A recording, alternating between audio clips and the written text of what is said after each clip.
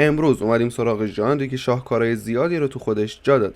پس اگه دوست دارید همراه با محتوایی که میبینید اشک بریزید، ویدیوی امروز از دست ندید. سلام بچه‌ها، اسم من هومن و خوش اومدید به یه ویدیو دیگه از کانال انیمه استودیو. امروز قراره 15 انیمه غمگین و افسرده کننده رو براتون معرفی کنم. اگه دنبال این جور انیمه هستید حتما تا آخر ویدیو با من همراه باشید. شماره 1 وایولت اورگاردن. وایولت اورگاردن از جمله بهترین انیمه های غم انگیز جهانه.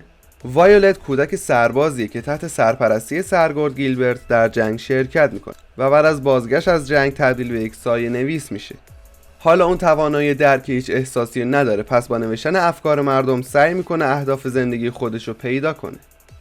شماره 2 انیمه بنانا فیش. این انیمه غمگینم توی لیست امروز ما قرار داره. هیروکی اوتسومی کارگردانی این اثر رو بر عهده داشت و اون از روی سری مانگاهایی به همین نام اثری از آکیمی یوشیدا ساخت.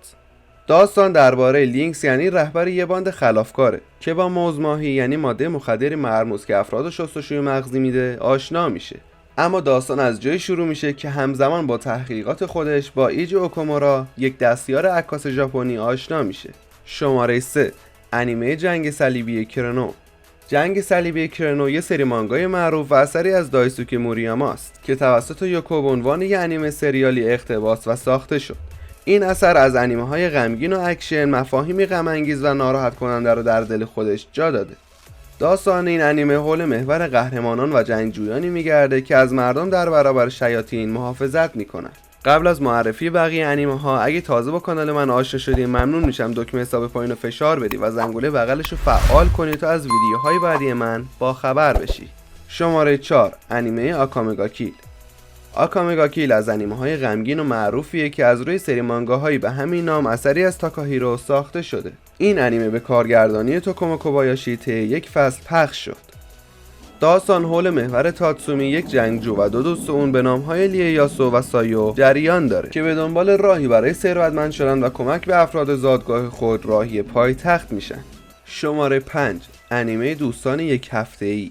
این انیمه با یک فصل و 24 قسمت یکی از انیمه‌های غمگین و عاشقانه لیست امروزه. دوستان یک هفته‌ای انیمه یکی از سری مانگاهایی به همین نام اثری از ماچا هازوکی و کارگردانی تارو ایواساکی ساخته شد.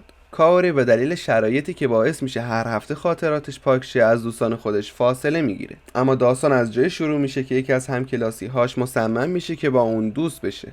شماره 6 وینلند ساگا. انیمه وینلند ساگا یا حماسه وینلند یکی از انیمه های غمگینیه که داستانی پرپیچ و خم و روایت میکنه. این انیمه با داشتن صحنه‌های مبارزه فوق‌العاده جزء انیمه‌های اکشن هم به حساب میاد.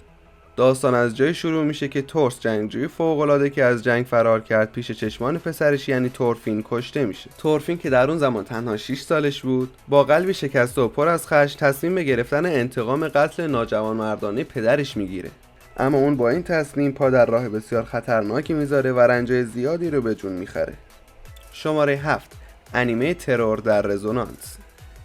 انیمه ترور در رزونانس یک انیمه غمگین و کوتاه، یک فصل 11 قسمتی. اگه عاشق انیمه های کوتاهی با داستان پر رمز و راز هستید این انیمه مناسب شماست. دو پسر نوجوان با نام های 9 و 12 یه نمونه اولیه بمب اتمی رو در حمله تروریستی آشکار میدزدن. اونا که خودشونو اسپینکس معرفی میکنن با آپلود کردن یه ویدیو در اینترنت تهدید میکنن که توکیو رو نابود میکنن. اونا میگن تنها راهی که مردم برای نجات خودشون دارن اینه که یه معمای مرموز رو حل کنن. 9 و 12 با این کار قصد دارن یه سازمان مخفی که روی کودکان یتیم آزمایش میکنه تا اونا رو به سلاح انسانی تبدیل کنه افشا کنه. شماره 8 کنشین اعتماد و خیانت. این انیمه قدیمی جز اون دسته از انیمه های معروفیه که بارها بازسازی شده و جدیدترین ورژن اون در تابستان امسال یعنی سال 2023 در حال پخشه. داستان این انیمه درباره یه سامورای به نام ایشین شیشی هیمورا کنشینه که بدون هیچ رحمی هر انسانی که به اون گفته بشه رو میکشه. اون ماجراهای زیادی رو پشت سر میذاره تا اینکه با شکوفا شدن جوانهای عشق در قلبش از کشتن دست برمیداره. بعد از اون به یه سامورایی سرگردان تبدیل میشه که فقط و فقط به دنبال صلحه. شماره 9 انیمه پاک شده. ساختن یه داستان غم انگیز از داستانی جنایی کار راحتی نیست، اما انیمه پاک شده این کارو برای ما انجام داده. ساتورو فوجینوما دارای قدرت منحصر به فردی که به اون اجازه میده تا به لحظات دقیقی در زمان سفر کنه. اما این قدرت فقط در لحظات مرگ و زندگی فعال میشه. وقتی ساتورو دچار یه تراژدی بزرگ شخصیتی میشه، قدرتاش بر اون غلبه میکنن و اونو به دوران کودکی برمیگردونن، جایی که باید مجموعه‌ای از جنایات وحشتناکی رو که سالها پیش زندگی اونو خراب کرده رو متوقف کنه. رسیدیم به بخش دوم لیست امروز، یعنی معرفی انیمه‌های سینمایی. تا الان 9 انیمه غمگین سریالی رو بهتون معرفی کردم. تو بخش دومم چند تا انیمه غمگین اما سینمایی رو بهتون معرفی میکنم. شماره 10 انیمه صدای خاموش. صدای خاموش از انیمه‌های غمگین عاشقانه‌ایه که به کارگردانی ناوکو یامادا ساخته شد. داستان درباره دختری ناشنوا و مهربان به نام نیشیماست که مورد آزار و اذیت همکلاسی شرور خودش ایشیدا قرار میگیره، تا جایی که منجر به ترک اون از مدرسه میشه. اما حالا ایشیدا قصد جبران داره و باید به دنبال اون دختر بگرده. شماره 11 انیمه مدفن کرمای شبتاب. اگه عنوان ناراحت کننده ترین انیمه های تاریخ رو جستجو کنید، قطعاً مدفن کرمای شبتاب جزو اون آثاره. این اثر به حدی تکان دهنده و غمگینه که تا سالها از خاطرتون محو نمیشه. مدفن کرمای شبتاب از روی داستان کوتاهی به قلم ایکیوکی نوساکا ساخته شد. 30 تا پسریه که خواهر کوچیکی به نام ستسوکی داره.